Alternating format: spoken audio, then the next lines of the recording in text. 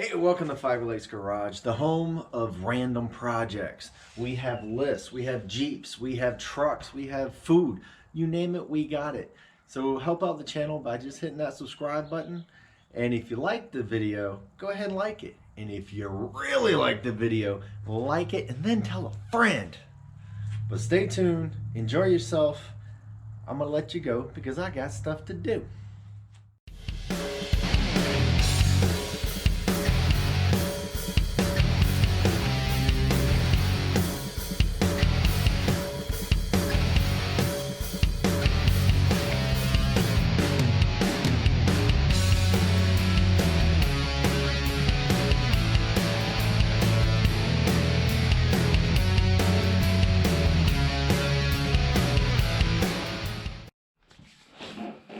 Hey, welcome back to the channel, and today we're actually going to do something that I wasn't really planning on it, but we got to do it anyway.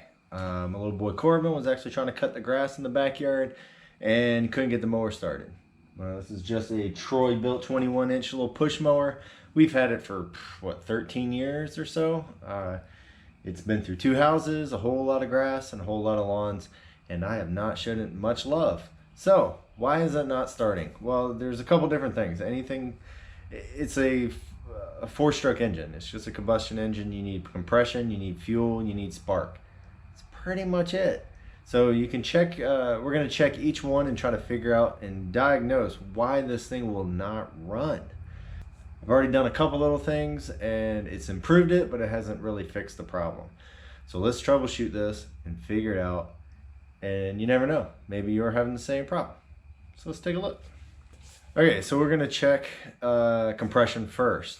Now that's really easy. You keep everything the same. You pull on the string, and if it is hard to pull, okay, you got compression pretty much. That's really easy to check. You can put a compression tester on there just to see how much you have, but it's not really that. It's a little push mower. You don't really need it. So anyway, so we have compression. That's good. You want to have clean fuel in the tank. I know it's clean fuel because I just put some in yesterday. Also, a lot of these later model, well, it's not really that later, but on the later model mowers, even the push mowers, they do have a small sensor in there for oil. So if it is low on oil, it will not run. I don't believe this one has it in there, but you can check yours. Next thing we want to do is actually check for spark. So what we're going to do is I'm going to pull the spark plug out. We're going to ground it, and then we're going to pull the cable and see if we can actually get spark. You should be able to see it very closely, which I'm going to show you right now. I do have a spark plug tester. All right, so I have this actually touching the chassis here so that it is perfectly grounded. And then I'm going to turn my light out. There we go. And then I have my lovely assistant going to pull the string and try to start it. Go. Go again. All right, so we got a little bit of spark. You probably see it, but you probably didn't see it because it's not a lot of spark. So we're going to check the coil next.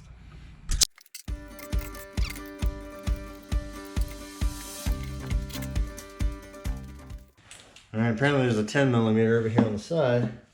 Why do they have to have 2 different sizes? I don't know. All right, be careful. There is fuel in there, and it is full. Not that you really have to be careful with this one because you're not here. All right, so this section here needs to come off. So there's 10 millimeter, 10 millimeter. There should be some in the back, 2 there. Pull all that off. So what we need is right here. Now this is the coil.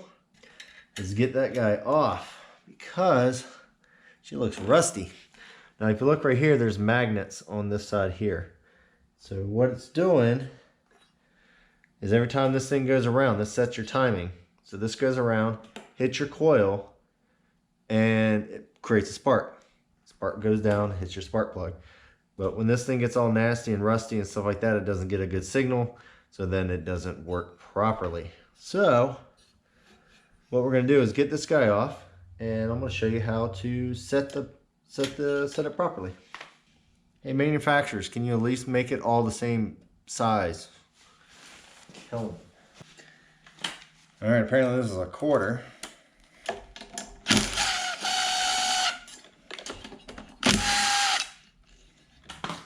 All right, now there's gonna be a wire on here. You gotta make sure you don't mess up. So if you look at the front of that, it actually looks pretty rusted. It's not bad, but it's not great either. Now, if this coil was actually going bad, you're gonna have to replace it. These things are relatively cheap. Most of them are universal. You can grab them from another mower or whichever, or just order it online. Put it back in, and then you're good to go. So what we're gonna do right now is actually gonna put a wire brush to these two ends, this one and this one, just to see if that will help it. All right, so I just hit that with the wire brush, kind of cleaned them up pretty good. Now you can take a sandpaper and actually brush the actual magnets here, or the metal. But these actually look really good, so I'm not gonna worry about that too much because this was the part that was really rusty. So what we wanna do with here is actually feed it back in, just like we found it. Make sure you put your wire back on. All right. So you need to have a clearance on this. You can't just brush it up there because it's going to wear it out and it's not going to actually make the signal that you really want. So an easy way to do that, you can put feeler gauges in there, all that type of stuff. That all works fine and dandy, but this old guy showed me this so many years ago and it still works. Grab yourself a sheet of paper. It's like a really thin piece. Just fold it in half. That's all you need. So we're going to put this on. There you go. All right. So you got a piece of paper in there. Now you just tighten it down.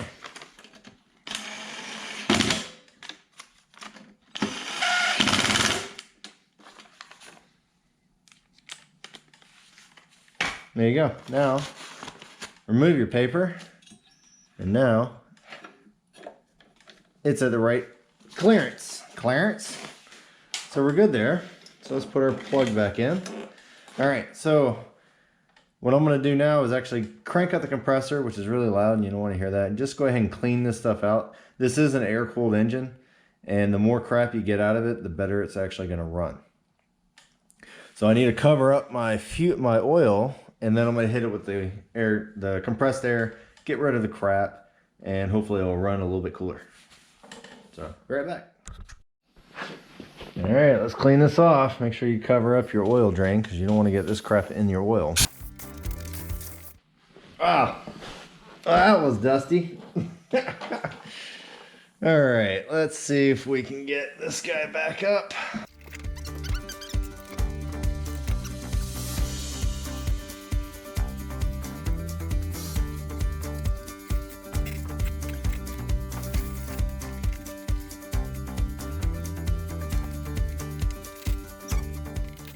All right, on this bottom bolt, don't forget your little tab. It looks like a spacer. Didn't even know I had it up there.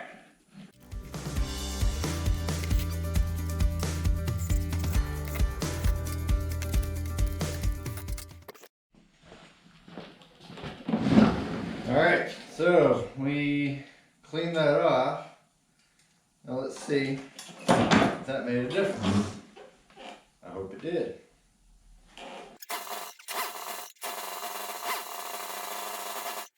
All right, I don't think that was it.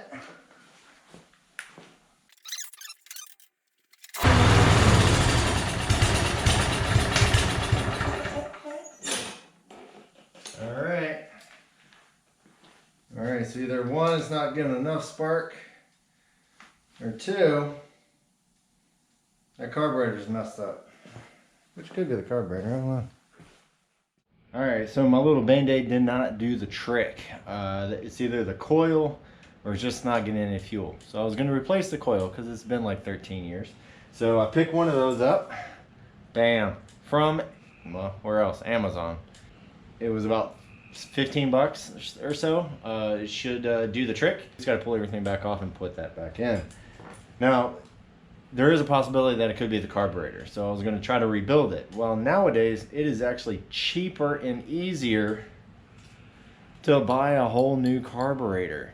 Now, I just picked this guy up. It was less than 15 bucks. It came with the actual carburetor, all of the seals and gaskets that you're going to need. It came with an air filter.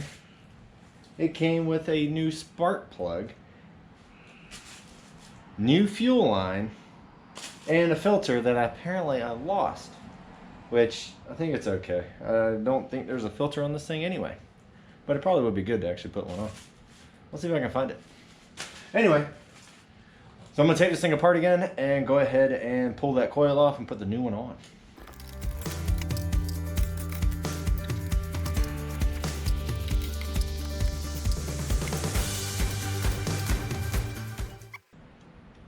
All right, now this guy right here, this actually creates a vacuum, so it actually sucks the fuel up. It's not in too bad, it's dirty, don't get me wrong, but it's not in too bad a shape. We can reuse that. All right, before I take this off, I'm going to measure it up and make sure everything is where it needs to be. And look, everything matches, awesome. Let's get this guy off. There we go. All right, so the only thing that's left to do is actually take off the fuel line. But what we want to do first is grab your new fuel line and measure how long it needs to be. So about right there. So let's take our new carburetor, slip that back on, just like so. Let's go ahead and spice it up a little bit and spice up the jazz here. I do have a universal kit of little compression clips. Let's find out which one works. All right, so I got my 2 compression clips. All right, so when you first put it on there, put it up this about 1 inch up, because your little nipple is going to go in there and this has to go above the nipple. So it's just easy to put on. There you go. Now one thing you might want to do is find out which way is the outside and which way is the inside, because if you need to take this off with it in the mower, make sure your clip is on the correct side so you can actually get to it. Just a little tip. So let's see what else we got to change. Well, we have an O-ring. All right, so we're gonna be ready to put the carburetor back on. So what we want to do first is actually your cable here. That's actually that controls the throttle itself. You want to make sure that is in the slot first. You got to be able to control your butterfly. Now the control of this is actually all automatic. You don't have to do anything. All right, now you put your bolts in. There you go. Make sure everything runs freely, which it does. So now we can put our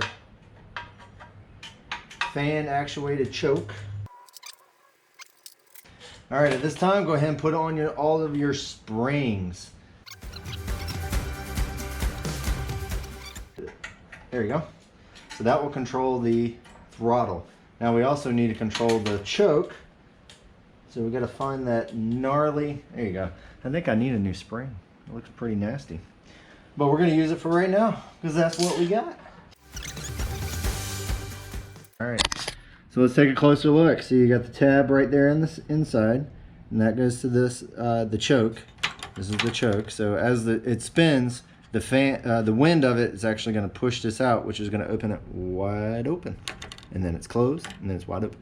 Now the throttle is also automatic, and it's controlled by the governor, and it will go wide open, and then the spring will close it. All right, good news, bad news. Good news is we're almost done. Bad news is the coil I picked up is not the right size. Apparently it is just a hair bit too big, and I was getting ready to force it and modify it to make it work, but it's really not worth it. It's only a couple bucks. I'm gonna go and get another one. But if it is the carburetor that was my biggest problem, then we should be in good shape. I'm just gonna put this back. Again, use the piece of paper. So that should be enough gap in between your coil and your flywheel. Now the other thing is to replace the spark plug, only because we have it.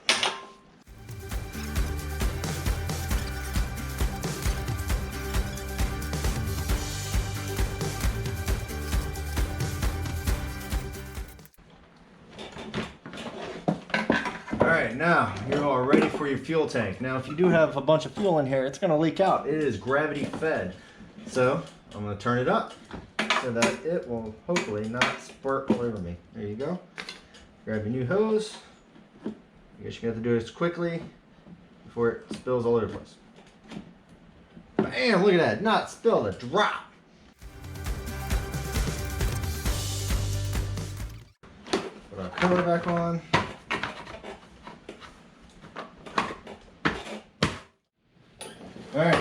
are still in the shop, so make sure there's nothing underneath that's actually going to get caught. So let's see if we actually fix the problem.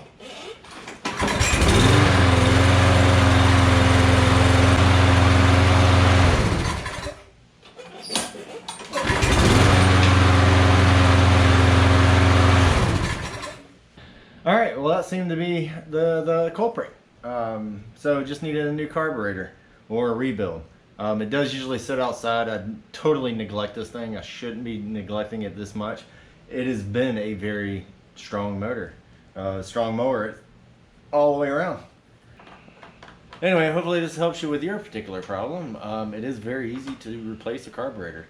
It is a lot easier than it is to actually rebuild a carburetor. But even if you have to rebuild it, it's like 2 or 3 gaskets. But at less than $15 and you get the entire kit plus a spark plug, you can't go wrong. So go ahead and replace it. Give a couple more years out of your old mower so you don't have to buy a new one. So anyway, don't forget to like and subscribe. Next time, keep mowing, keep your equipment up, don't neglect it like I do. And we'll see you next time. Bye.